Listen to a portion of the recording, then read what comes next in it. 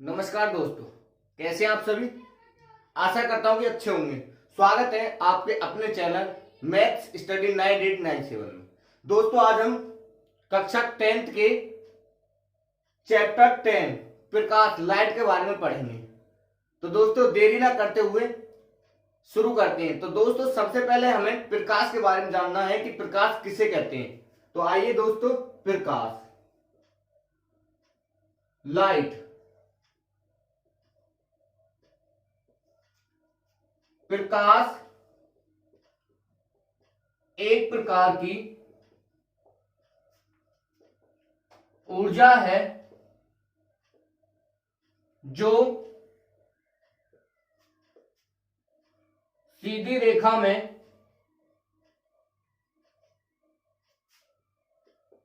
गमन करता है।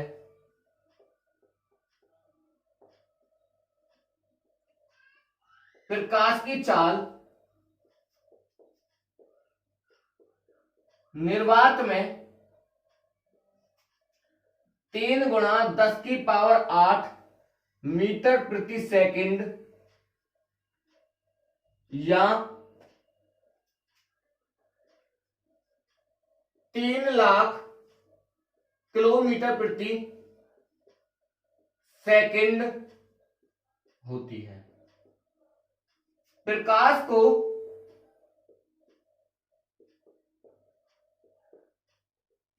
माध्यम की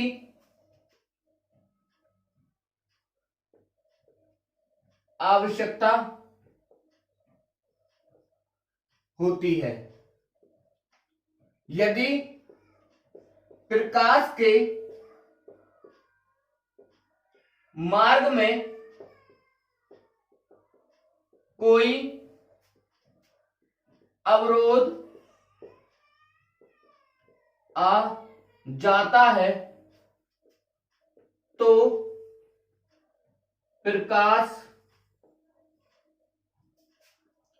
वहीं पर रुक जाता है। प्रकाश की तरंग अनुप्रस्थ तरंगें हैं। तो दोस्तों, प्रकाश एक प्रकार की ऊर्जा है जो सीधी रेखा में गमन करता है।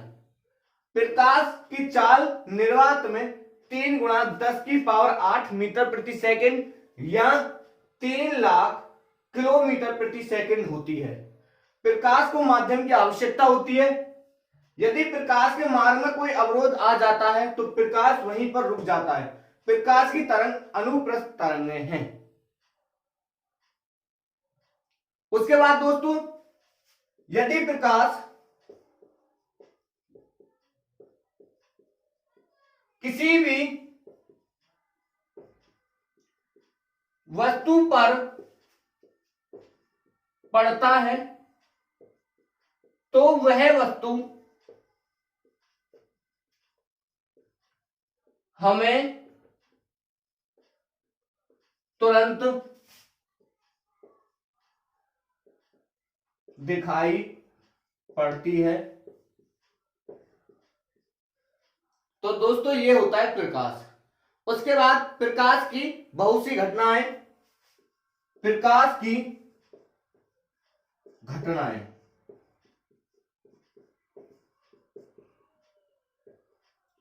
तो दोस्तों, प्रकाश की घटनाएं, नंबर 1, प्रकाश का परावर्तन। प्रकाश का परावर्तन, तो दोस्तों, प्रकाश का परावर्तन किसे कहते हैं? जब प्रकाश किसी चिकनी सतह या पॉलिशदार सतह पर पड़ता है तो वापस उसी माध्यम में लौट जाता है। जब प्रकाश किसी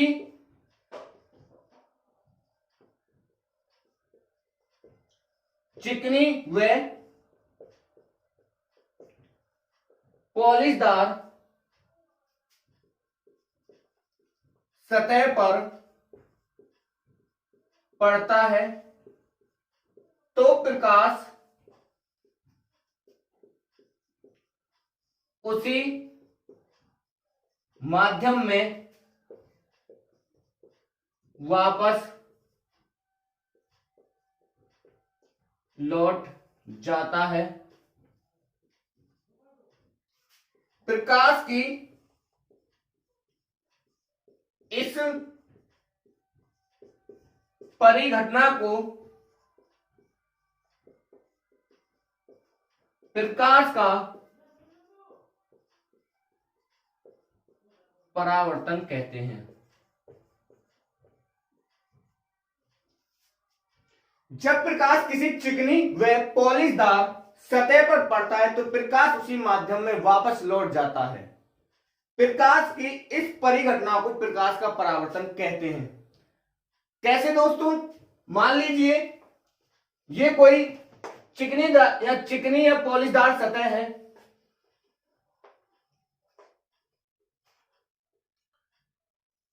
ये कोई सतह है पॉलिशदार।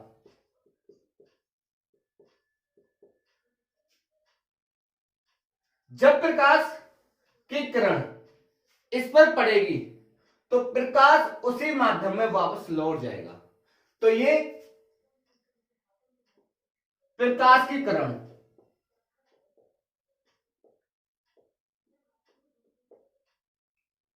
और ये हो जाएगा दोस्तों अभिलंब।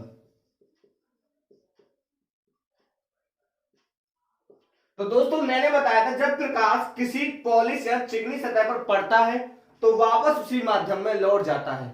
तो दोस्तों प्रकाश से आने वाली किरण को आपतित किरण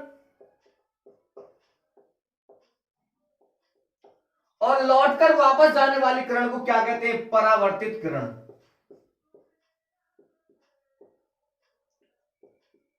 उसके बाद दोस्तों आने वाली किरण व अभिलंब के बीच बने कोण को क्या कहते हैं? आपतन कोण। क्या कहते हैं दोस्तों? आपतन कोण आई। और अभिलंब परावर्तित किरण के बीच बने कोण को क्या कहते हैं? परावर्तन कोण।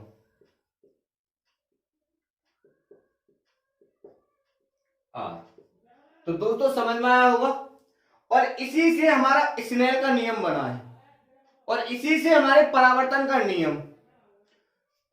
उसके बाद दोस्तों अब हम पढ़ेंगे आपतन कोण, परावर्तन कोण, आपतित किरण। तो आपतित किरण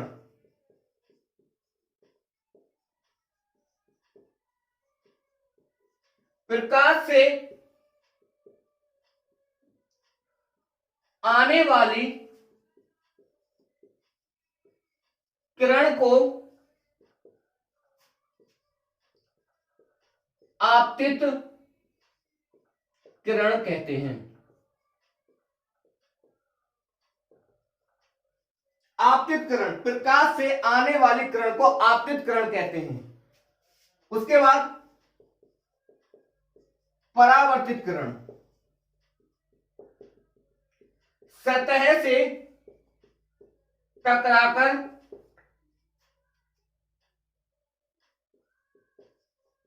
टकराकर वापस जाने वाली किरण को परावर्तित किरण कहते हैं।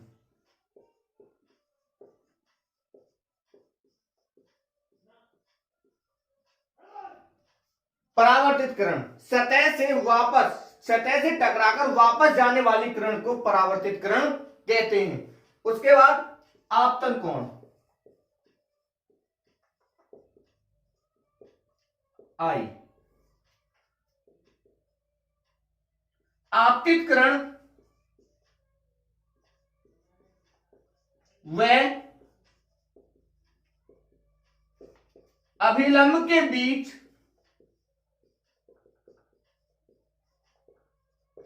बने कोण को आपतन कोण कहते हैं।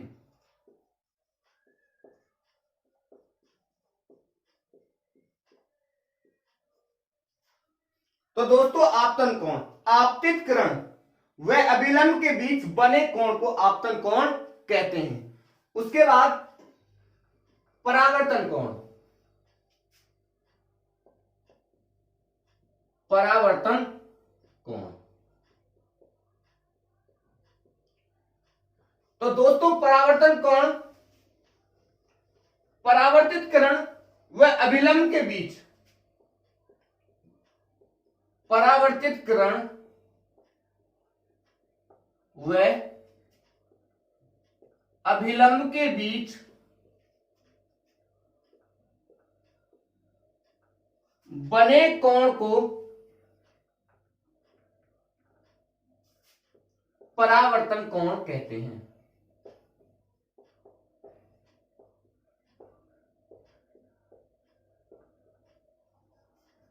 परावर्तन कोण परावर्तित किरण व अभिलंब के बीच बने कोण को परावर्तन कोण कहते हैं।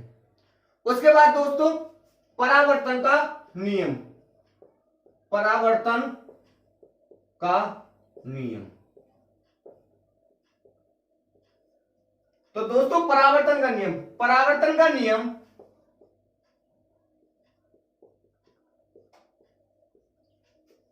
दो घटनाओं पर आधारित है। कौन कौन सी? नंबर 1 आपतित किरण,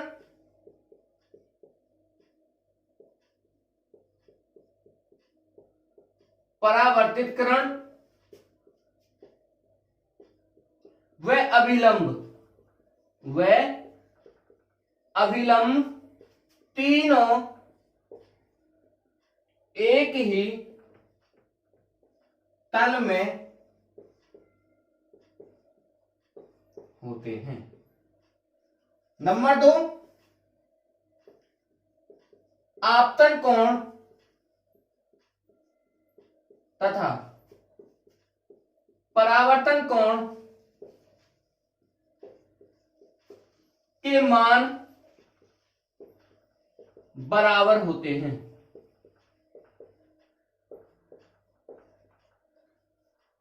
तो दोस्तों मैं आपको बता दूं परावर्तन का नियम है, दो घटनाओं पर आधारित है। नंबर 1 आपतित किरण, परावर्तित किरण व अभिलंब तीनों एक ही तल में होते हैं।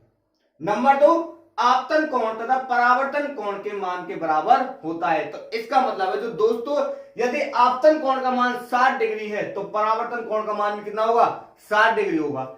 इसलिए इन दोनों कोणों का मान जो होगा हमेशा बराबर होगा। और एक क्वेश्चन यह आता है कि आपतन कोण और परावर्तन के कोणों का योग कितना होता है? तो दोस्तों 90 डिग्री होता है। कितना होता है? 90 डिग्री। उसके बाद स्नेल का नियम, स्नेल का नियम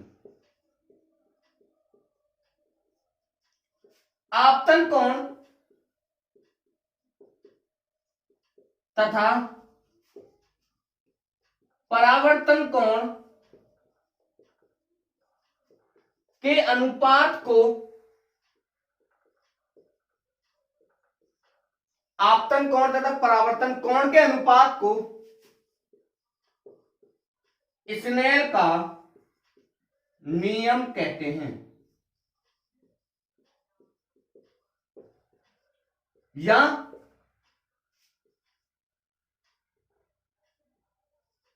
परावर्तन कोण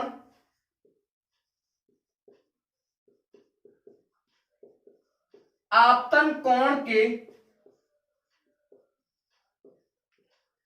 अनुक्रमानुपाती होता है। तो दोस्तों मैंने आपको इसकी दो डेफिनेशन लिखवाई है। पहली डेफिनेशन आपतन कोण तथा परावर्तन कोण के अनुपात को स्नेल का नियम कहते हैं, या जो परावर्तन कोण होगा आपतन कोण के अनुक्रमानुपाती होता है। तो आपतन कोण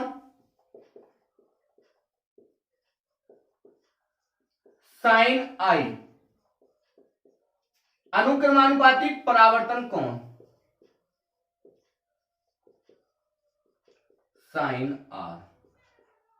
तो दोस्तों इसे मैं ऐसे लिख सकता हूं साइन आई बटे साइन आर बराबर नियतांक। अब तुम्हें पता है कि नियतांक किसे कहते हैं? स्नेल का नियम। नियतांक बराबर स्नेल का नियम। तो दोस्तों समझ में आया होगा स्नेल का नियम। आपतन कोण तथा परावर्तन कोण के अनुपात को स्नेल का नियम कहते हैं, या परावर्तन कोण आपतन कोण के अनुक्रमानुपाती होता है। तो आपतन कोण साइन आई, अनुक्रमानुपाती परावर्तन कोण साइन आर। ये साइन आर इधर दोस्तों गुणा में, तो इधर ये भाग में आ जाएगा, और ये अनुक्रमानुपाती के बराबर लगा दिया मैं नियतांक बराबर, और ये हो जाएगा नियतांक। नियतांक को ही हम स्नेल का नियम कहते हैं। उसके बाद अब आता है दोस्तों प्रकाश की दूसरी घटना। कौन सी? प्रकाश का अपवर्तन।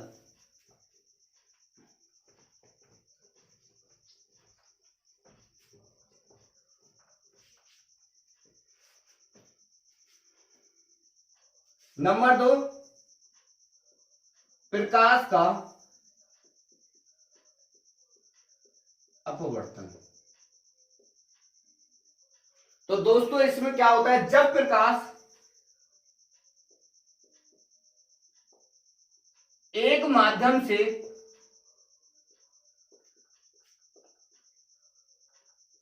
दूसरे माध्यम में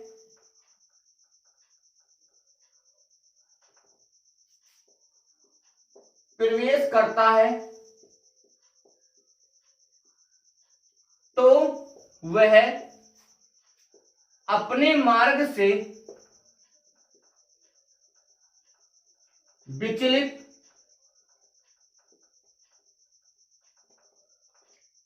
हो जाता है। अर्थात जब प्रकाश विरल माध्यम से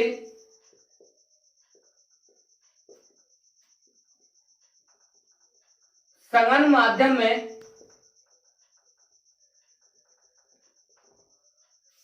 प्रवेश करता है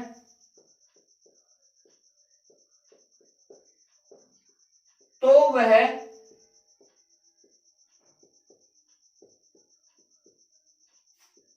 अभिलंब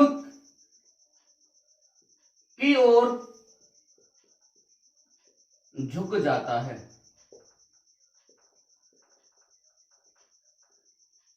तो मैं आपको बता दूं प्रकाश का अपवर्तन। जब प्रकाश एक माध्यम से दूसरे माध्यम में प्रवेश करता है तो वह अपने मार्ग से विचलित हो जाता है। अर्थात जब प्रकाश विरल माध्यम से सघन माध्यम में प्रवेश करता है तो अभिलंब की ओर झुक जाता है। कैसे दोस्तों? मान लीजिए ये माध्यम 1 और ये माध्यम 2, ये हो जाएगा सघन और ये हो जाएगा विरल।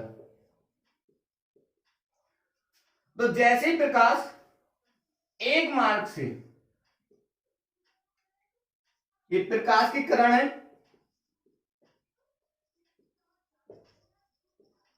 एक मार्ग से दूसरे मार्ग में प्रवेश करेगा तो अभिलंब की ओर झुक जाएगा। जाना तो दोस्तों इसे सीधा चाहिए था ऐसे करके, लेकिन दोस्तों सीधा ना जाकर ये अभिलंब की ओर ऐसे झुक जाता है।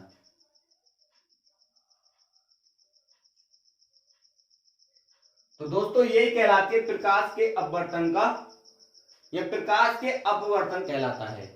जब प्रकाश एक माध्यम से दूसरे माध्यम में प्रवेश करता है तो वो अपने मार्ग से विचलित हो जाता है। अर्थात जब प्रकाश विरल माध्यम से सघन माध्यम में प्रवेश करता है, सघन बोले तो कांच या जल, जब प्रकाश वायु से कांच में प्रवेश करता है,